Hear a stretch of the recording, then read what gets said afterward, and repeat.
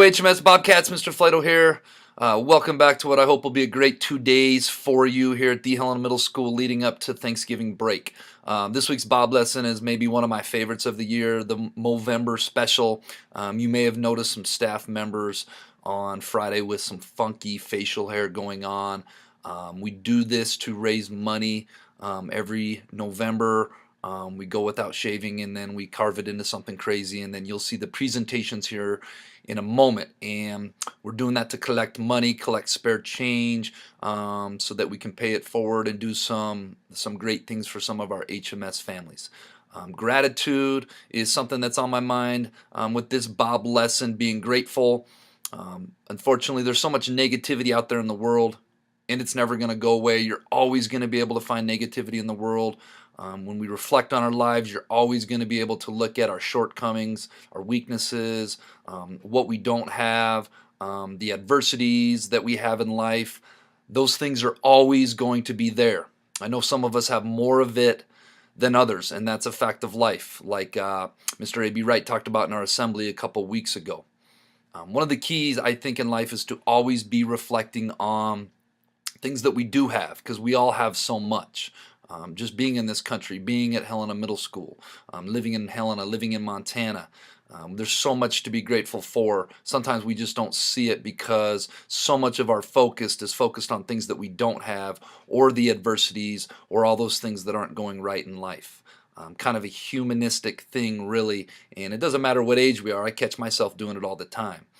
So when we go on and we listen to this Bob lesson, I want you to think about all the things you're gratitude for, all the things you're grateful for, and I also want to think about the things that we can do for others. Not just giving your spare change so that we can raise some money to do some things for some of our HMS families, but just on a day-to-day basis, walking through the hallways, being kind, being nice, lifting each other up, things of that nature. Hope you guys have a great 2 days, and I hope you guys enjoy this Bob lesson. All right, crew, we are off and running on this week's special Bob lesson. This is one of my favorite ones of the year, November Special Edition. But first, let's be our best this week at HMS. Let's be Bob. Let's be safe. Let's be responsible. Let's be respectful. Let's be a learner. All right, this is a quick story. Shout out Miss Mooney, shared this with me. Kind of a story of gratitude I will share with you real quick. This was a story recently. I was sitting in a restaurant in Kansas City. A man about 2 tables away kept looking at me. I didn't recognize him. A few minutes into our meal, he stood up and walked over to my table, looked down at me, pointed his finger in my face, and said, "You're Captain Plum." I looked up and said, "Yes, sir, I'm Captain Plum." He said, "You flew fighter jets in Vietnam. You were on the aircraft carrier Kitty Hawk. You were shot down. You parachuted into enemy hands and spent 6 years as a prisoner of war." I said, "How in the world did you know that?" He replied, "Because I packed your parachute." I was speechless. I staggered to my feet and held out a very grateful hand of thanks. This guy came up with just the proper words. He grabbed my hand, he pumped my arm and said, "I guess it worked." "Yes, sir, indeed it did," I said. "And I must tell you, I've said a lot of prayers of thanks for your nimble fingers, but I never thought I'd have the opportunity to express my gratitude in person." He said, "Were all the panels there?" "Well, sir, I must shoot you straight." I said, "Of the 18 panels that were supposed to be in that parachute, I had 15 good ones. 3 were torn, but it wasn't your fault, it was mine. I jumped out of that fighter jet at a high rate of speed, close to the ground. That's what tore the panels in the chute. It wasn't the way you packed it." "Let me ask you a question," I said. "Do you keep track of all the parachutes you pack?" "No," he responded. "It's enough gratification for me just to know I've served." I didn't get much sleep that night. I kept thinking about that man. I kept wondering what he might have looked like in a Navy uniform, a Dixie cup hat, a bib in the back, and bell-bottom trousers. I wondered how many times I might have passed him on board the Kitty Hawk. I wondered how many times I might have seen him and not even said good morning, "How are you?" or anything, because you see, I was a fighter pilot and he was just a sailor. How many hours did he spend on that long wooden table in the bowels of that ship, weaving the shrouds and folding the silks of those chutes? I could have cared less until one day my parachute came along and he packed it for me. So the philosophical question here is this: how's your parachute packing coming along? Who looks to you for strength in times of need? And perhaps more importantly, who are the special people in your life who provide you the encouragement you need when the chips are down? Perhaps it's time right now to give those people a call and thank them for packing your chute. See, what I love about this story, HMS Bobcats, is we are all parachute packers. We all have a very special moments every single day. I've been spending a lot of time thinking about every moment and every moment we have in life. Are we taking those moments and building each other up? Are we taking those moments to say something kind to one another, to build each other up, to say something positive, to give somebody a high five, to give somebody a smile, to ask somebody, how's your day going? These are the special moments that we have every day, moments of gratitude. We're going to listen to some Movember facial hair stuff, and I want you to think about giving back, even just some spare change, asking your parents for some spare change, taking some spare change out of your piggy bank at home, donating it to whatever staff member's facial hair you like the most. It doesn't really matter. The point of Thanksgiving and the point of this time in life is to think about the gratitude we have for others and to pay it forward to other people. Hello, students of Helena Middle School. Let me tell you something. There's a new sheriff in town. He's sitting right here. And we have a fundraiser going on. It's a very important one. It's a fundraiser to get some money for groceries and food for needy Helena Middle School families. So I want you to vote for me. You don't vote for me, the new sheriff here is going to lock you up into jail and throw away the key. Got the message? Hey, this is Mr. Franzen. A vote for me is a vote for the stars and the stripes. This is Mr. Flato, and I approve this message.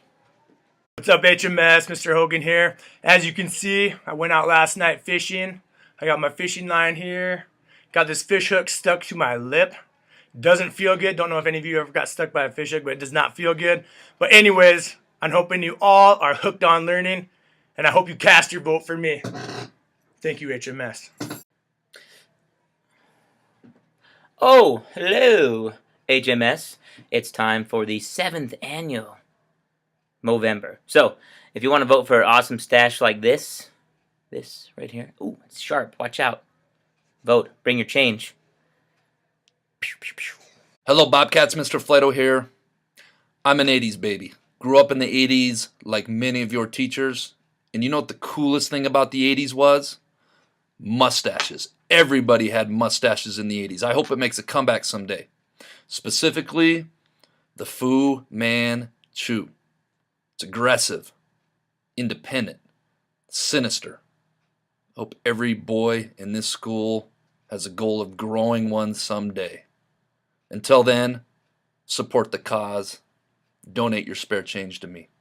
Good morning. I just had to show off my beautiful artistic. Took me a long time to get this done, but then little man couldn't get left out either. So there he is, all happy.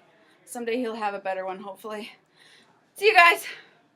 Buenos días, HMS. Es Profe Cepeda. Tengo aquí los Racing Stripes. Es un poco del mafioso mexicano, algo así.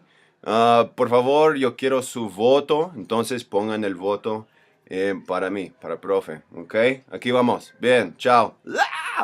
I must ask you a question. Yes? What do you like about reading? Oh, I love that reading makes you smarter, but it also makes you more hirsute. What does that mean? You better go to your library and look that up. Good morning, HMS. This is Mr. Blaz and his creation this year, and it is an M, or an isosceles triangle, or parallel lines. Vote for me. It's math-oriented. Hello, HMS. Make sure you vote for Mr. Boyle for the Movember. Remember, say no to drugs, and I'm the one who knocks. Hi, everyone. Mr. Sturgar. Totally deserve your vote. Vote for me. Vote pink. Vote pink. Any guy can grow a beard. We took the time to make ours and glitter it, and they are awesome. You gotta zoom in. And that brings us to this week's quote of the week, which is, spend more time being thankful for what you have instead of what you don't have. We don't get everything in this life, and so much of life is perspective. If we look and we stay focused on all the blessings in our life, all the things we have, all the grace that we're shown, I think we'll be a lot happier individuals. That brings us to this week's JellyBean question of the week. Winners, which was Morgan Edmondson, Ryan Freisinger, Phoebe Hale, Will Krings, and Owen Gomez. Come see me on your own time for some JellyBeans. Last week's answer was the letter R.